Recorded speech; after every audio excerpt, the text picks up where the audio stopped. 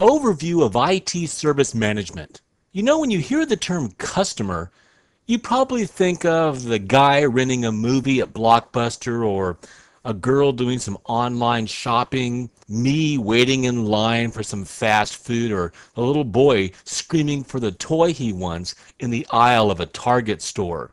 But with ITIL, we're going to expand the concept beyond just someone who buys goods or services.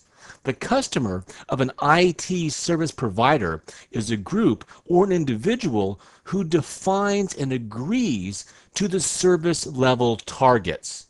Not sure what a service level target is? Well, that's okay. That's what this Nugget movie is for. But in a nutshell, a service level target is just a commitment from a service provider to a customer that gets documented in a service level agreement, or an SLA. In an organization, like a company or a nonprofit, a customer is also referred to many times as a user or an end user. And we'll look at how customers tie into service management in this nugget as we get an overview, a broad overview of information technology service management.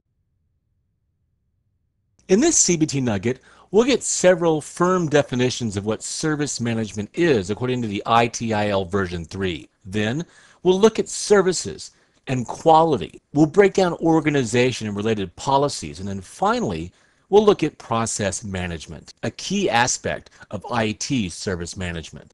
Now, right off the bat, I want to cover some key definitions from IT version 3 that you have to know that relate to service management. And the first one, of course, is services. But before I define services, let's talk about a product. For example, like a thermos. If you want to buy a thermos, you're typically going to go to the store, maybe go online, and assess the quality of the thermos that you want to buy.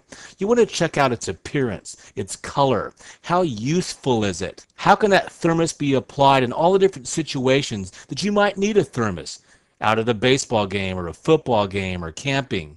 As a customer in a store, either online or in a brick and mortar store, we have a very little opportunity to actually influence the quality of the product. Why? Because the product's already produced in some factory somewhere. The manufacturer is going to try to deliver pretty constant quality, effectively controlling the production plant. When it comes to this thermos, the manufacturer, the sales, and the consumption of this product are totally separate. However, services are really a lot different. These are often provided through total interaction with a customer. And again, a customer has a broader definition here. Think of a customer as somebody in your organization or your company who needs the resources or the services of information technology. IT services can be a lot of things. Things like network bandwidth, data storage space, monitoring services, reporting and logging services, security services, application development, product management, program management, or troubleshooting. A lot of things that go beyond just the typical product that's offered. And the quality of a service is not like a product. It depends in a way on how the service provider and the customer interact and communicate and share information and meet each other's goals. In contrast to manufacturing, the customer and the service provider can make modifications and changes all along the process as the service is being delivered. And it's how the customer perceives the service and what the service provider thinks that they're supplying that delivers the end result, the personal customer experience, and whether expectations are met, exceeded, or not met. So fundamentally, a service is a way to deliver value to customers by facilitating the outcomes that a customer wants to achieve without having to take on specific costs and risks that they deem to be unacceptable. And again, it's that ownership of cost and risk that is an agreement between the customer and the service provider. Now, another concept related to service is that of a service asset. And a service asset is defined as any capability or resource that can be provided by a service provider. So typically we think of assets or things that a company owns, like the workstations and the servers and the personnel and money in the bank and intellectual property, things like that. But a service asset is sometimes much more ethereal. So it's like any capability, any resource, either whether it be physical or logical or personnel related of a service provider, somebody who provides services. There's going to be either in-house or somebody that's outside of your organization, outsourced. So obviously if a provider has services and service assets, you need to be able to manage those services, either from the provider side or from the customer or end user side. And that's where service management comes in. Now think about it. Why does information technology exist in an organization? Well, almost across the board, IT is there to support the business in its activities of generating profit. Now, if it's a nonprofit, then it's the activities of meeting its organizational goals, its mission statement. And it does this by doing the things I mentioned earlier, providing those services, storing data, sorting data, making data available, mining the data, facilitating communications through networking, either wired or wireless, speeding up business activity, providing productivity tools like Microsoft Office, for example, improving the accuracy of repetitive functions, improving the consistency of repetitive activities, and then making it possible on a daily basis for creative solutions to generate profits or to more effectively and efficiently meet the mission statement of a nonprofit organization. And this is such a key aspect, and it's tied so closely to the business needs and the business goals that it must be managed effectively. So a fundamental definition of service management is a set or a group of specialized organizational capabilities or functions that provide value to customers in the form of services, not goods, but services.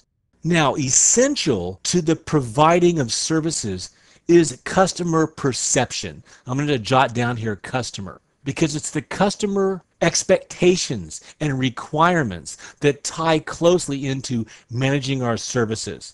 Customers generally ask some questions to assess the quality of a service. Just like earlier, we had basic questions to assess the value of a thermos, for example. So when I screw the lid on the thermos and I turn it upside down, will it leak or will it not leak? That's something you look for in a thermos. Does it keep the liquid inside hot or cold? Is it impervious to being manhandled? Those are kind of questions that we ask of a product, but a service, a customer wants to know, will this service meet their expectations?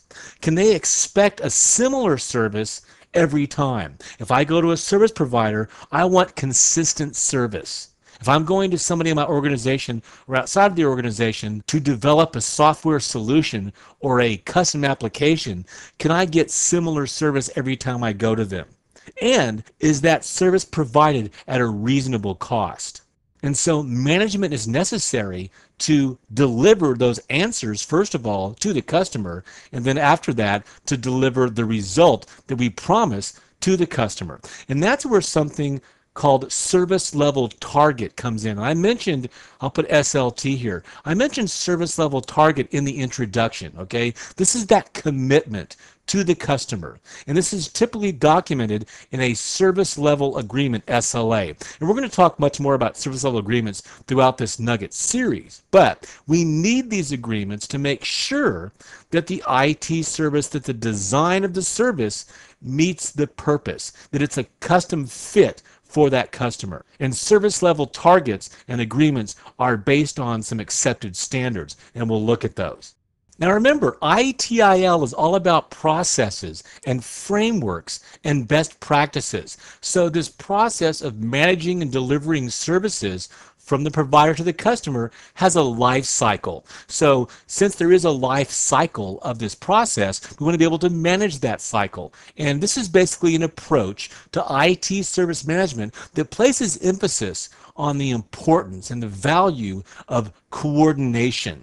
and control of the process across all the various functions, all the various systems, and all the various processes to manage this full life cycle of information technology services. So this is in itself a huge discipline, and we'll talk more about this later, of course.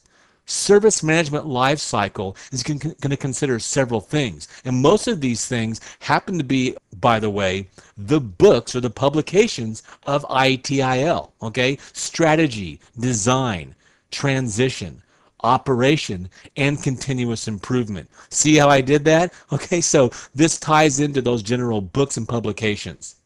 And of course, the person responsible for managing this end-to-end life cycle of service management is the service manager. And of course, that's your long-term goal if you decide to go beyond just the ITIL foundations, from the practitioner all the way up to the full-blown manager. The manager within the IT service provider. And this could be a business relationship manager, a process manager, an account manager, or all the way up to senior management with the responsibility of overall IT services, perhaps a chief information officer or a chief security officer, someone like that. Now, a big part of all of this management of service is making sure that the service that you deliver has quality built in, quality assurance, quality control. So let's look next at a very popular quality circle that gives us a step-by-step process, and this is called Deming's Quality Circle. Here's our buddy again, Dr. W. Edwards Deming, and he came up with this quality circle. It's all about quality, and quality is basically meeting or exceeding customer expectations. And Deming developed theories about the ability of systems to produce quality and the resulting changes in output quality that happen when modifications are made within the system. And he proposed a system of continuous improvement. And think of continuous improvement more in the sense of services rather than improving a product, like making a better thermos. Managers get input from workers and their peers to improve quality over time. So he developed a simple cycle called PDCA. So we've got P for plan, we've got D for do, we've got C for check, and we have finally A for act. And so we want to remember that. Now, remember the continuous improvement process, the circle is kind of running this way. So it's going clockwise. And the circle's moving across this line. And what we're shooting for here is managing and consolidating our improvements and then reaching continual quality assurance, continual quality improvement. Of course, this is our upward level of improvement or quality. And what we have right down here in this line, this is time. Okay, so obviously this process takes time. So first of all, we plan. This is step one. Planning involves designing or revising the business process components to improve the results. Then, secondly, we do. We put the plan into place. We put it into action. We implement it, and then we measure its performance. And then thirdly, we check. Okay, we assess the measurements and we report the results to the decision makers. And then finally, the fourth step is to act. We decide upon the changes we need to improve the process, and we put them into place, and we make the improvement possible. And of course, this is a continuous process that goes on over and over and over as this circle moves from plan to do to check to act, and over and over and over, based on our service over the course of time, we get quality assurance, QA, and we get constant improvement. As we sit here and reflect upon Deming's quality circle, let's think about some of the things that we mentioned in the previous Nugget movie, some of the things that Dr. Deming said. Remember, quality management, quality assurance, meeting and exceeding the customer's expectations is the responsibility of everyone in the organization who's providing that service. And every employee has to know their contribution to the process, to the quality of the work, and to the effects of delivering quality services. Quality management also means continuously seeking out opportunities to improve the organization and put those things into place. This is also a policy matter. So this should happen at the top. Okay, this is part of our, that's an O, this is part of our policy, and it should flow down from decision makers to upper management to middle management, all the way down to the end worker. Now, it would help you to know that there's an ISO standard out there, and sometimes in these models, you will see somewhere right in here, you'll see this ISO 9000. And many companies actually put into place certification processes to adhere and get certified with the ISO 9000. The ISO 9000 is a series of standards that's often used to develop, define, assess, and improve quality systems. Remember the big picture here. We're talking about service management, specifically IT service management, and one of the main components of that is quality, making sure you deliver quality services. And some organizations and sub-businesses demand that their vendors or their suppliers or their strategic partners hold some type of certificate. The ISO 9001 or ISO 9002 certificate to prove that they have adequate quality systems in place that have been regularly assessed by an independent ISO 9000 auditor. So the ISO, as you can see here, this is their website, the International Organization for Standardization. And what we're looking at here is the ISO 9000 and 14,000, which are closely related. This is a good website that you might want to add to your favorites to go in and just get a brief understanding of the basics of ISO 9000. And this is pretty cute, the magical demystifying tour, because a lot of companies have to put this in place, small to medium-sized enterprise organizations, to make sure what? Well, that they've taken the right measures to provide the quality that's been agreed with their customers. Again, with service level targets, service level agreements. Mechanisms so that management can assess the operation of quality systems. Making sure that the supplier's procedures are documented and communicated, recording customer complaints, dealing with them in a reasonable amount of time, and then improving the services wherever possible. Now, the ISO certificate that's given out doesn't give an absolute guarantee, but it does indicate that the supplier is taking quality assurance seriously and is ready to talk about it at any time. For example, here's a blatant example in Japan of a fish supplier that actually has in large letters up here on the outside of their building ISO-9001, advertising that, hey, look, we are ISO 9000 certified and we're ready to show you the results of auditing and investigations that have been done to make sure that we're providing quality assurance. And this is an example of a fish market and really a product, but this can apply to IT services as well. Now, just a while back, I alluded to how service management has to tie into the overall corporate policy. And in this diagram here, we show the relationship between the vision of the organization, the company's objectives, and policies. We want to relate this to IT service management. Most organizations are going to have a vision, okay? What's the overall goal? Maybe it's to sell custom-made NFL football team thermoses on the internet. Maybe you're a training company like CBT Nuggets. So whether you're a fraternity at a small college all the way up to a multinational corporation, you're going to have a shared concept of why you cooperate in this organization. That's your vision.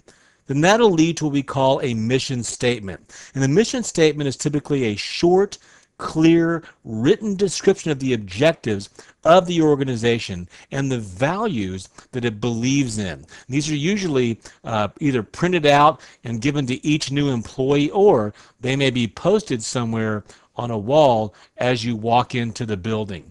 A mission and objectives tie hand in hand, but objectives basically describe in greater detail what your vision and your mission are. Good objectives are going to fall into the category of SMART.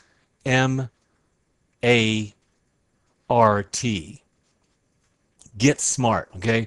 Remember Maxwell Smart, that TV show from the 60s? Get smart? Well, your objectives should have 5 essential elements. They should be specific, they should be measurable, they should be appropriate, they should be realistic, and they should be bound by time. or time-bound.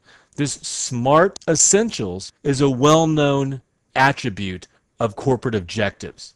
Then this is all going to lead the vision, the mission statement, and the objectives are all going to relate to the overall governing policy. This is the combination of all the decisions, all the measures, all the actions that are taken to define and realize vision, mission, and objectives. Now, these may change over time. Circumstances change, mergers, buyouts, alliances, changes in the marketplace, but the clearer the policies of the organization are to the stakeholders, the less they need to be worried about the day-to-day aspects of how people in the organization are going to get the work done and achieve those goals.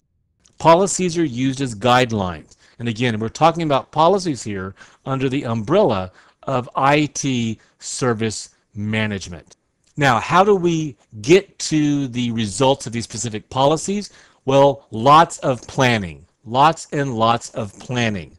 This means dividing it up into different phases or stages, and this is where time comes into place. This is often done with project management. This involves planning for the quantity of resources needed and the quality of resources needed and cost versus revenue. All these things come into play in the planning process. There's various methods for measuring the planning all along the way. You've got what's called BSC, or Business Scorecard. With BSC, the objectives of the organization or the processes are going to be used to define CSF, or Critical Success Factors. And it's the achieving of the critical success factors that dictate the score on the scorecard. CSFs are a number of areas of interest or perspective, things like personnel, innovation, research and development, finance, market, customer support, those types of things. The indicators that dictate the critical success factors are often referred to as KPI, Key Performance Indicators. And these can be subdivided or broken down into smaller performance indicators. So these are the four elements of planning. These two go together, cost versus revenue. Sorry about the bullet point there, but you've got planning where time. Time is the easiest thing to determine, okay? The start date and end date, divided into phases or stages. Quantity, the objectives in measurable terms to monitor progress. The quantity of resources needed. Quality, the quality of the deliverables, the results. This is based on your service level agreements. And cost and revenues. The deliverables, the service deliverables must be in proportion to the expected costs, the expected revenues of the organizations. And that leads to specific tasks and actions that ultimately implement the processes. And this is the vision, objectives, and policies leading to IT service management processing. Well, as we saw from the previous diagram, the entire vision and mission statement and objectives and policy all leads to processes, or the implementation of processes. W. Edwards Deming said, if you can't describe what you're doing as a process, you don't know what you're doing. Now, how do we define what a process is? Well, here's an official ITIL definition. Process is defined as a series of related activities aimed at achieving a set of objectives in a measurable, usually repeatable manner. It defines information inputs and outputs, consumes resources, and is subjected to management controls and policy over time, cost, and quality. So process management is also referred to as this phrase, which is manage to process. Previously, we've established the why. Okay, that's the mission, the vision, the objectives, the policy. That's the why. The process management, or manage to process, is the where and the how. Where do we want to be as an organization? Where are we now? Assessing the present state of the organization or the company. Then how? How do we get where we want to be? That's involving processes. And how do we know that we've arrived? That's what we call measurement and control. And this measurement and control is really management, and it's done all along the way and we measure with what are called metrics. Quantifiable indicators, performance indicators, day-to-day controlled based on baseline data that should have been established in the beginning. Now, when we look at processes, we always have to look at processes under the umbrella of its relationship with other processes. I mean, think about the relationships of processes in delivering a CBT nugget, for example. You have subject matter experts. They're using hardware and software to deliver modules. These modules go to CBT nuggets to quality control. You've got quality control processes. You got technical editing processes. And then once it gets through that process, it moves to the transfer of the information, the digital information, to database. You got database processing where you take it in its format on the database, convert it to a DVD format or maybe a streaming format. Then you involve other processes like sales, customer service, billing, legal services to make sure, for example, that the content is not pirated on places like eBay, for example. You've got the shipping processes. You've got the human resource processes for the organization itself. So as you see, this whole IT infrastructure and service management is interrelated. It's an interrelated organism. And you have relationships between these processes. It's input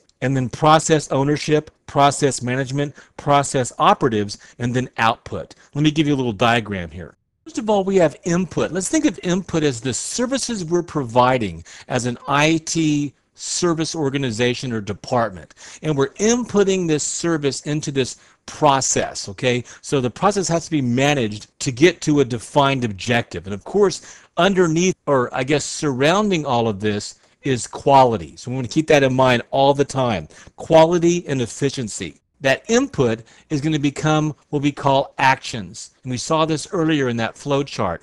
Actions or functions. Of course, the actions and the tasks are going to lead to implementation. I'll just put implementation here, and that is the output, okay? The output. Now, part of managing this process and these processes that work together is measurement, okay? Measuring all along the results of these processes, controlling these actions and these processes, monitoring, logging, assessment, okay? Now, what defines how we measure, how we control, how we assess, how we implement quality and efficiency into this organism? This is done using policies, okay? Policies, standards, guidelines, I'll put GL there, all generated from the vision, from the mission statement, from the objectives, you see. And this is how ITIL delivers such powerful results. It gives us a framework under which we can implement these specific processes. This ITIL approach forms the foundation for IT service management and service delivery. Let me show you a generic ITIL process model. Here's a better example of that kind of generic process model I was alluding to earlier, where we have input that comes into our established set of processes, process activities, functions, and sub-processes. What might some of those be? Well, it might be help desk, or service desk, or customer support, or technical support. The input obviously being questions and queries or complaints that come from an end user or a customer. Of course, the output should get us to our goal, which is continual improvement and adding more to the bottom line. These processes, these functions, these sub-processes don't work in a vacuum. We have to enable these processes with components. We have to control and manage these processes. So first of all, we have the components that actually enable processes. And that is the fact that individuals in our organization are going to serve particular roles. For example, they might work on the tech support system, the help desk. They may be in management, middle management, customer service, and then all the resources that it takes to deliver quality. And of course, these roles and resources, there may be departments, can be working together to meet all the aspects of customer demands. Quality, availability, capacity, cost, and stability. These resources can be people, they can be software, they can be intellectual property, they can be hardware, it can be money and time. These are the things that enable these processes. And then, of course, we have the elements that control the processes, and that are the parameters that lead us to getting service quality or product quality. We've got key performance indicators, metrics that we use all along the way, qualitative and quantitative, to give us measurable results of if we're meeting our goals, if the process is effective or ineffective, and is the output meeting the policy and vision and mission statement and procedures that have been agreed upon by the stakeholders. And so this is kind of a generic look at the ITIL process model. Now, what we're going to do next in the nugget that follows this one, and I'm really excited about it because we're really starting to get into the actual real-world aspect of some of these generic processes, and that is the concept so vital, so important to IT management, and that's the service desk. And this is the first key aspect, or the first key process we're going to look at here in our ITIL service management framework. So we'll look at service desk in the next nugget. As we learned in this nugget, IT service management is really the process and service-focused approach of what we know as IT management. We found out that processes should always have a defined goal, a defined objective. We want to contribute to the quality of IT services, bringing value to the bottom line of our organization or our company. And quality management and process control are going to make up a huge chunk of the organization and its policies.